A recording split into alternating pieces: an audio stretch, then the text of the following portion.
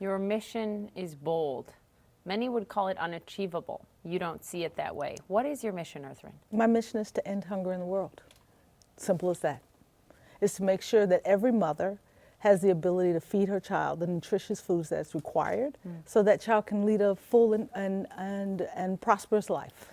Do we have the tools? Because, you know, the new budget from the White House has just been unveiled, and what it shows is some major, major cuts. Now, we don't know what it'll mean for the UN, we don't know what it'll mean for WFP, but we do know that it means a lot of big multi-billion-dollar proposed cuts to some major federal agencies.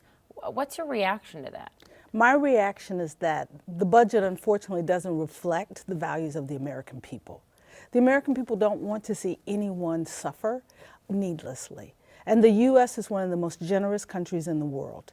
And I'm hopeful that as we move through the budget process, that members of Congress will recognize the value of ensuring the stability of countries by providing the support that is necessary so people have access to food. So that's an argument that I've even heard, Marco Rubio made a similar argument. When you have instability because of a lack of these programs that help stabilize these countries, like where you have been recently, that actually helps in the military effort, right? And so it's not just giving more to defense spending that makes this country safe.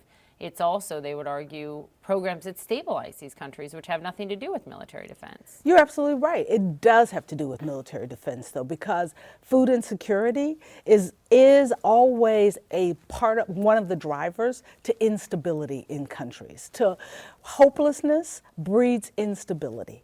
And the 200 generals who wrote to this administration to say don't cut diplomacy and development, recognize the value of humanitarian support. To their military cause. To their military cause. You've seen shocking things, you've seen horrifying things. I've never seen anything like what you've seen. I remember you telling me about watching a mother feeding her child a water lily. I mean, that must be what gets you out of bed every single morning. Every single day, it does. Because you know we can do better. You know that I've never taken a picture of a starving child, a child with flies on their eyes, because the American people have seen too many of those pictures, or people around the world have seen too many. I take pictures of fat, healthy babies where we're making a difference, because it's important that people see what is possible. And when you see what is possible, you recognize the value of the investments that we're making. What is it like to carry the weight of this job and these lives on your shoulders when you go fight for money? Angela Merkel, Chancellor Merkel, said to me when she gave us the largest contribution ever to WFP for Syria, she said, it must be really hard just going around the world begging all the time. And to have someone of her stature recognize the work that we do to ensure that we have the resources that are necessary was quite humbling. Yeah. And it keeps you up at night. Yeah. When we had to stop the food distributions in Syria in 2015 because we didn't have enough money. Yeah, unreal. It was one of the toughest decisions I've ever had to make in my entire career. But that's what happens when you don't have the resources.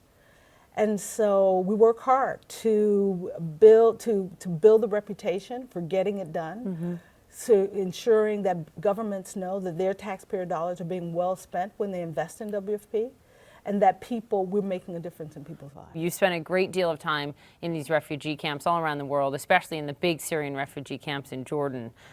From what you see, does the United States and other developed economies contribute enough?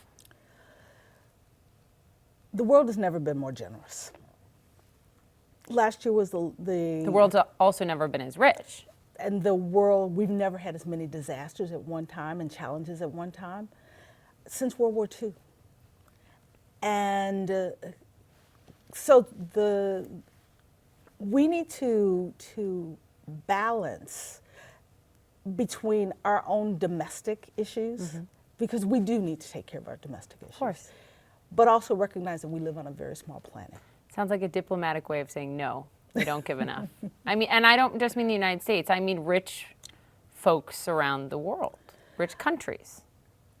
We need everyone to continue to provide the support that is necessary to ensure that we have enough resources so that we don't need to do what we were forced to do last year in Yemen, and that is to cut the ration to 35%.